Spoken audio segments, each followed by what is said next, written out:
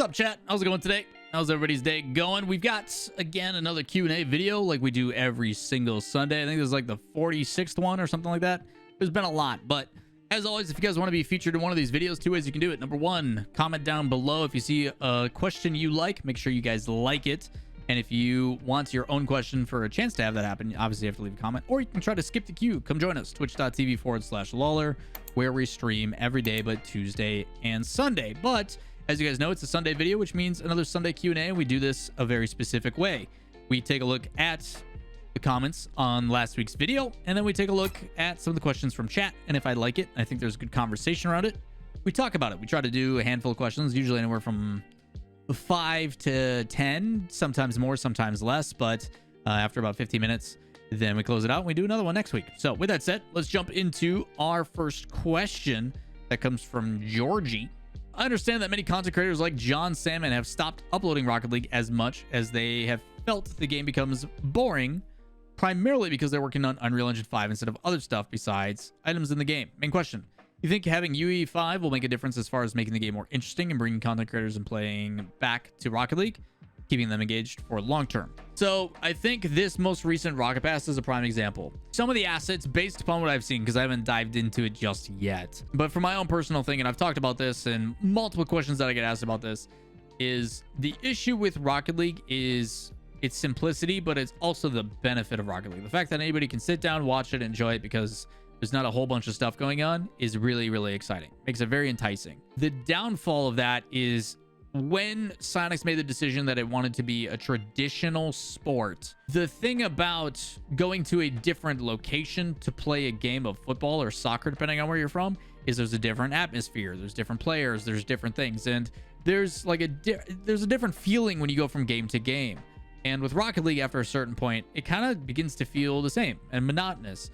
And the ways that we mix that up are live events and, again, new locations, new areas, new tournaments, and all that kind of stuff. So right now, I feel the esport is kind of carrying Rocket League, and as it has for a very long time.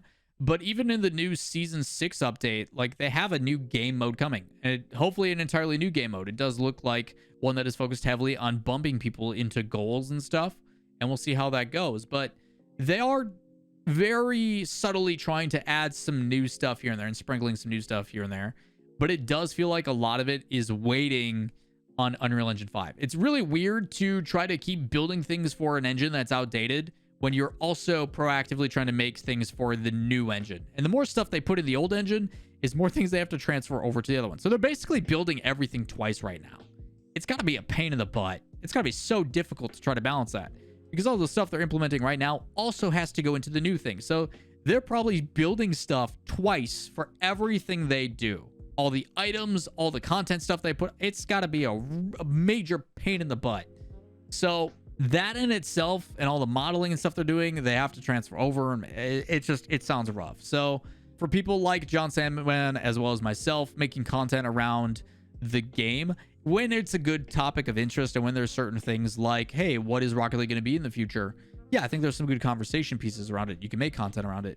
But as for the game itself, what is there other than like the unique story-based ideas, or like, hey, this one pro versus these X amount of... It's kind of redundant. It really is. It definitely feels like it's at a plateau. Like, we're waiting for the next big thing, and we don't know what that big thing's going to be. Hopefully this new game mode sticks around for more than 2 weeks, and people actually want to play it. It becomes a permanent mode. Hopefully Lethamere makes some like crazy wacky stuff with the new stuff they implement in the game. But yeah, I think there's a lot of us that are all just kind of waiting. We're all just kind of waiting. Unless you're playing competitively or trying to get better, it just feels kind of stale and stagnant.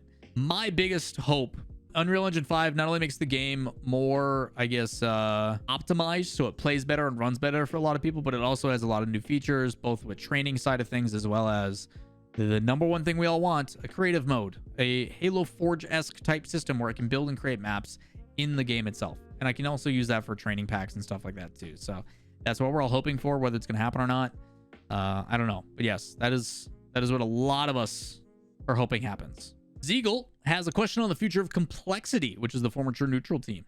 Do you see them qualifying to the World Championship? Now, qualifying to the World Championship is two classifications. There's the wild card, which is the 9 through 24. Yeah, 9 through 24 overall ranked. And then the World Championship, which is the second week of Worlds is the top 8 guaranteed. So there's 2 different qualifications. Do I see them qualifying for the World Championship? No. I don't see them qualifying as a guaranteed top 8 into the main event. Do I see them getting into a World Championship in the wild card? Without a doubt. I do see them as a competitive roster that, as long as they don't take big breaks, as long as they aren't going on vacation and then only playing 3 days before the regional starts and they're starting to grind, which I think they're aware of. After they did so well in fall, they came back, and towards the tail end of winter, they looked like they could have won that Regional 3 event. I think if they would have beat V1 there, arguments could have been that they had a pretty good shot. So I do think they're still competitive, and it's just a matter of putting in the hours and the reps, which they're truly capable of. The cool thing about Complexity is they are now, under like work visas and stuff like that, going to be living in Dallas, which is also a really cool thing for them. Not only do they have the capability to be supported by a big organization like Complexity, but living locally towards the headquarters and the content that they can make and all that kind of stuff will keep things exciting and fresh, not just from like, hey, you guys are playing tournaments in a different country, but look at these cool things that you can do to help grow your brand and build out the personalities and all that kind of stuff. Because Complexity's got a really unique scenario with the content creators that they could have. That's a totally different fan base, being South American based, that they haven't tackled probably with Complexity before. And again, that's just me being unknowledgeable on the whole like content creation people that Complexity has signed. But I think it's a really unique opportunity. So while they haven't been dominant in North America, they have been competitive. And Complexity made a pretty big investment to make that happen, and I don't foresee them giving that up anytime soon. It's not like Complexity is crashing and burning and is completely irrelevant and has fallen off the face of the earth. They are still playing quite well. So while they had a little bit of a dip and are now back to our expectations of them, making sure they can continue that through spring is the ultimate decider. So I don't see they're going back to South America anytime soon, even though they dominated the region for a while. But with the experiences and stuff that they've gained, they've also gained better salaries and better support. By all means, I think they could go back and do very well in their own region, but they already have done well in their region, and there was a reason why they left the region in the first place. So for them to go back doesn't really make sense to me. Tech in chat says, do I think Rocket League esports itself will become one of the top tier esports to watch, like League of Legends, Dota 2, CSGO, etc.? Or do you think it has the potential of it, but very dependent on how Psyonix handles the esport itself? I think that Rocket League, because of what the game is and the appeal of it, does have every way to become the most successful esport in the world. It's soccer / football. It's non-violent. It's super easy to understand. And it still has the excitement that you want. The big moments, the goal scoring, the 0 second, the drama of it is there. It's without a doubt, it's perfect as an esport. It's so good. So it is 1000% dependent on Psyonix. Psyonix needs to take some very big steps and risks to push it to that next level. The reason why League of Legends can sell out an Olympic Stadium in 2 hours with 80,000 seats is one, because they've been doing it a long time, and two, because of their production value and the content that they continue to produce despite being in the middle of a pandemic. They have gone above and beyond when it comes to bringing people in studio and still providing unique content and the unique things that they do. Psyonix has got epic backing. They've got money. They got to spend it. They got to take some risks. They've got to do some pretty crazy things. I think they are trying to refine their format and figure out how they want to accomplish what it is, so they can then focus on the above and beyond stuff, the B-roll content, the building up player personalities, that kind of stuff. There's definitely also the difficulty, and hear me say it, chat, I think the number one thing Psyonix should do is raise the age restriction. I don't think it should be 15. I think it should be 17. I think they should put in a grandfather clause that says if you're not 15 by this date, you cannot play in the RLCS if you're not already in the RLCS. For example, say RLCS 2022, 2023 rolls around next year. Technically this year is what it'll be. But 2022, 2023 season starts. At the beginning of that season, if they say, hey, if you're not 15 by the time this season starts, you are no longer allowed to sign up in 23, 24 unless you are 17 years of age. If you're a free agent and you become a certain age by the time, you've got to be 17. I think that is the number one thing Psyonix should probably think about doing. And there's a lot of reasons why. If you guys would like me to go into detail about why I think that is, let me know in the comments down below. I'm down to talk about my thoughts on it. It's going to make a lot of people upset. It's going to piss off a lot of people. But I think for the betterment of the esport, it is definitely needed. Other than things like that, I think there's a lot of things that in order to get Rocket League to that next level or that next echelon, yeah, 1000%. It's always been dependent on how Psyonix handles it. Nobody else. It is entirely up to the developer on the success of the esport. The game is perfect. The game itself as an esport is phenomenal. There's a reason why it exploded. There's a reason why the first World Championship had like 70 or 80,000 viewers. Psyonix has got to take some big steps with the help of Epic to make it to that next level. If Fortnite can do it, why not Psyonix with Rocket League? Q&A question. Love the content. What do you think of RLCS adding after every regional? Best goal, best score, and person with the most saves, etc. And the second, oh, he's cheating. He's got 2 questions for us, chat. What do you think of every country picking 3 best players and then in the summer them playing tournaments? They've tried that. So first question, adding accolades. I don't think there's a bad idea to add accolades. I just think if you do too much of it, it becomes kind of muddled. I do think it'd be cool to have accolades for splits. Like this is the best performer in winter split, the MVP, the golden striker. These are accolades they've done in the past. I also think there should be world championship MVPs and all of that. I think there's really cool ways to show some love and build some content. I will shill for a good friend of mine. If you guys know Spaceman, Spaceman does put out top 10 videos for Rocket League like every week. And they're heavily scripted. They're like 2 minutes long, and it's a top 5 of each event. And they're absolutely fantastic. They're really goofy. The analogies and stuff that he uses and the creativity that he has with the words in the script is super funny. So more content like that, I hope, is coming, and I think they are working on it. But yeah, accolades without a doubt. And even if you don't give them anything for it, just like noticing it or talking about it on broadcast and be like, yo, you're best scoring player for this. Like, there's a lot of stats-based content because of Direct, honestly, their new statistician and longtime community member here. Because of him, I think there's a lot of cool stat-based content that they can put out that they haven't even begun to think about. So fingers crossed that stuff does come. But yeah, 100%. I think they should add accolades or recognition. And how frequently they want to do it, I guess, is entirely up to them. I mean, Octane.gg puts out the top performance of every single event that happens. Why not throw that in as a graphic? You know, why not? Second question that you ask is the 3 best players and then having them play for a country. They tried that. It was the Intel World Open. It was supposed to be a $250,000 tournament right before the Olympics. It would have been awesome. The difficulty right now is how do you get international competition to happen on a country side of things when teams right now are based upon their actual like teams, based upon like where they live with residency. A tournament like that and doing a World Cup-esque type tournament is something that I think would be cool every few years. Like maybe we do a World Cup tournament every 4 years, like it is in real life. Awesome. Something to look forward to when the time comes. After 4 years or 3 years of competition, you know who the best players are from every single country. Slap them together, invite them to the World Cup team, and make it a thing. You don't do it based upon like who wants to play with who. You invite them based upon their results and only their results. I think that'd be super cool. Purely statistical, purely these are the best performers over the course of these years. World Cup tournament, you get invited, you support your and play for your country. I think it'd be awesome. I think it'd be super cool. But are the players actually going to want to do it? Is there going to be support for it? Are we even going to be able to accomplish it and have that international competition? I don't know. It'd be really cool. It'd be really cool. Miggy says, hey, LAWL, love the videos. Haven't missed one in a long time. Appreciate it. With Rocket League esports being more open recently and making changes fairly quickly to some of the complaints the community has, with so many people having issues with the RLCS formats recently, what are chances Psyonix changes the format of the spring split? I don't know if they're going to change the spring split. While people are upset about the format, the fact that they're having the conversation and making updates to certain things like the community guidelines very quickly shows that they are listening. And that's all we've ever wanted. We've always wanted Psyonix in particular to pay attention to the complaints and the frustrations of the community and not just be like, okay, we internalize that, we get you. But to actually talk about it, directly point out like, yo, we hear you, we get it. But also like actually address it, which they've done quite a bit lately.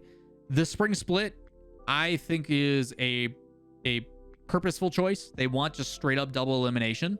It also gives them a lot of feedback about how successful or not successful double elimination is, even though we're going through double elimination in a bracket already. This is just straight double elimination for spring, which I am not a fan of for Rocket League in particular. The things that I think they're trying to focus on and things they're trying to work on is seeding and how they determine who goes where, who plays who in matchups, what are tiebreaker scenarios, and what those ideal things are. Because with every new format, those are things that need to be tested and tried. Going to 3 most recent events as compared to overall RLCS points. All those things are things they have to adjust, and I do not envy the people that have to be the ones to decide and figure those things out. It's a pain in the butt. So I highly dislike double elimination, but will they get rid of it for spring? No, I think they need the sample size. I think they need the information behind it.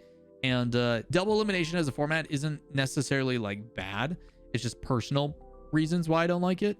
And using it as like a final hurrah in spring, so be it. It is what it is. I don't necessarily know if they're going to change anything about the exact format, but I do think they will make sure to make adjustments if there is certain issues when it comes to the seeding of a tournament or who plays who. There's a lot of things that are more important than just like the overall format itself.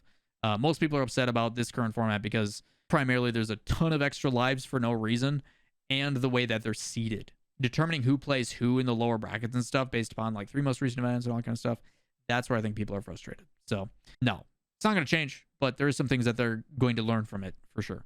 Do I think Team Queso have what it takes to compete with international competition, mainly North American teams, as I believe it's their first major appearance? A couple things I'm going to say about Team Queso. Number one, I think my prediction video has come out by this time. So go watch my prediction video and how I feel about Team Queso. Quick TLDR about Team Queso. First LAN for them, very young team. We have seen recently that young H has not really made a difference for LAN performances. Most of these young kids don't understand the weight of what is happening and don't really get fazed by it. Not to say that they'll play better or worse. I do think their playstyle in particular, if able to be recreated on LAN, will be absolutely dominant. Their playstyle on LAN is scary. So very scary. And usually when teams play on LAN, they regress a little bit. But after a 2-year break and seeing the first exposure to it, it seems like players have gotten so good with recovery and everything else that we do see the benefactor being play fast, play aggressive, control the game, and you will overwhelm teams. No longer can you sit back and relax and hope for other teams to make mistakes. That's old meta, that's old Rocket League. LAN is about coming in and putting your best foot forward and proving to you that we're going for your throat and we're going to score and we're going to win. So Team Queso is definitely one of those teams. I think Rise is still one of the most underrated players, even though he's finally getting some love. Rise is still absolutely insane for that team and what he does. I also think in their group, FaZe has similar tendencies at times, but they are a better version of it. I think V1 struggles against that play style, and I don't see international competition and Detonator making a dent to that team. So I have full belief that Queso will either go 3-0 or 2-1 in their group and have a very good chance, if they put themselves in the upper bracket, to do a long run.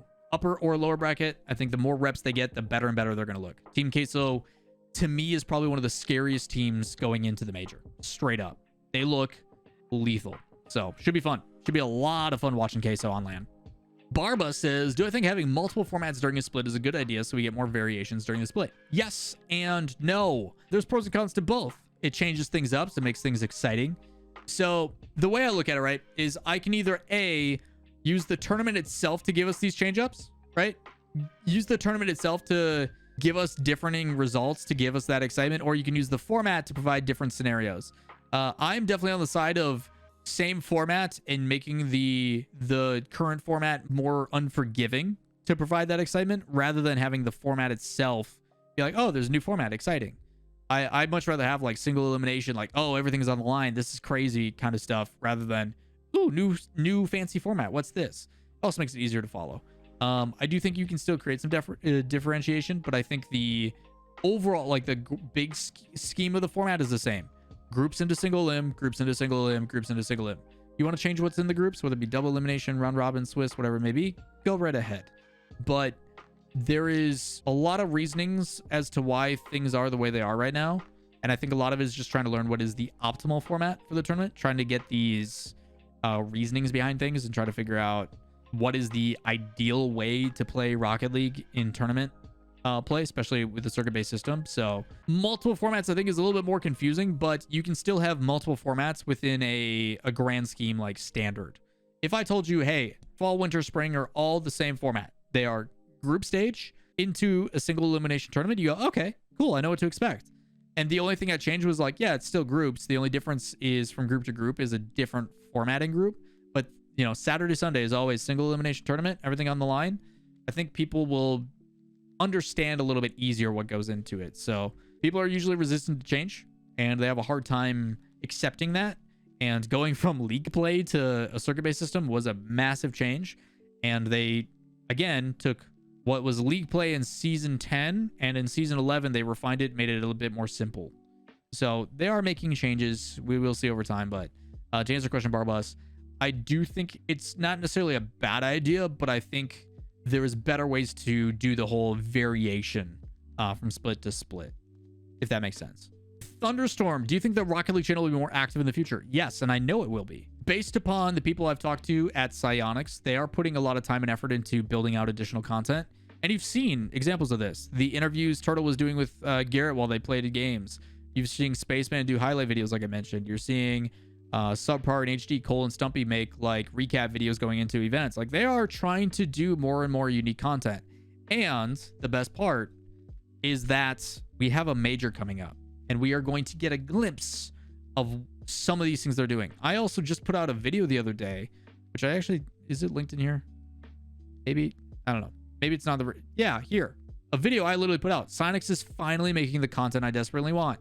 A behind the scenes video about paths through LAN. These are things I wish Dignitas and other organizations were doing. NRG did one, obviously, with Siz's perspective, but like a professionally produced behind the scenes content directly from Psyonix. They've got an NRG one coming up as well. They teased it. Those are the types of things that Psyonix is trying to do. So I can say without a doubt, yes, they are trying to be more active and try to do stuff. I still think it could always be better. Their team is pretty small, but yeah, more highlights, more season announcements. But like, how can you announce seasons on a regular when there's only one season per year? You know what I'm saying? So yeah, by all means, I think they're trying to do more update stuff, more content-based things, more communication. Because at the end of the day, that's what we want more than anything. Communicate with us. That's more than anything. Also, Eclipse, you're in chat. Eclipse, if you could ask me one question, what is it? I'll let you close out the video. The last question, a fun one about the major. We'll go full screen for it too, so y'all can see it. The coach of the one and only Endpoint team, what would be the most surprising result for you to see coming out of the major? The most surprising would probably be APAC winning the whole thing, right? But that's just, I think, too easy. That's too low-hanging fruit. I think them winning the major would obviously be the most surprising. Like, I'd be like, which reality or what timeline are we on? That is probably number one. But if we go and kind of be a more specific, I think NA versus NA finals would be very, very surprising. I think that is another take that we could have. NA versus NA finals would be very surprising for me.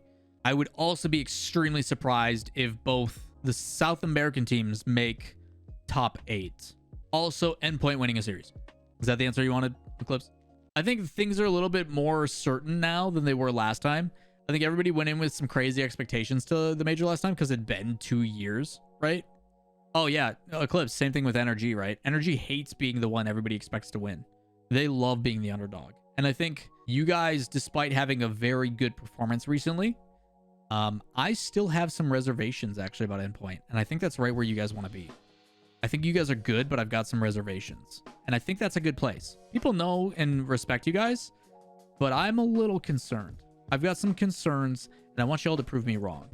And proven casters wrong is what players love to do, right? I think that's the thing. So ultimately, I look at, and I think the biggest surprise is Detonator win the whole thing, but that's like too big picture. I think if Detonator goes 2-1 in their group, what is going on? That is insane to me. I'm also not surprised that if Sandrock goes 2-1 or like possibly tops their group over Dig. I could see it. We haven't seen Accolades with the full squad strong, which I'm really excited. So there's some pretty exciting things about this major. The biggest surprise will be that NA doesn't chant more than just USA USA. That would be the biggest surprise. If I hear more unique chants other than Let's Go Sports Team and USA USA. That's what we should be betting on, honestly. Everybody in YouTube, do me a favor. Not only leave a comment with your questions that you got for next week, but also, what's the over-under on USA chant? Is it first series, second series? Do we wait until day 2? What is your pick? Let me know what you guys have in the comments down below. When do you think the first USA chant is going to be at the major? Obviously, Saturday, Sunday. Is it going to happen one of those 2 days? Because that's the first time that we're going to see a crowd there. But it will be Saturday, the first game, or are we going to wait a little bit? Let me know what you guys got in the comments down below. But that's going to do it for today's video. As always, if you want to be featured in these videos, questions, comments down below. And if you see one you like, make sure you guys like it so it goes to the top. Twitch.tv/Lawler. Stream every day, but Tuesday and Sunday, come hang out and ask questions directly. Another good way to do it. You saw it multiple times from stream today as well. But that is going to do it. I hope you guys have a great rest of your weekend. We are a week and a half away from the major. We'll see you in the next one. Peace.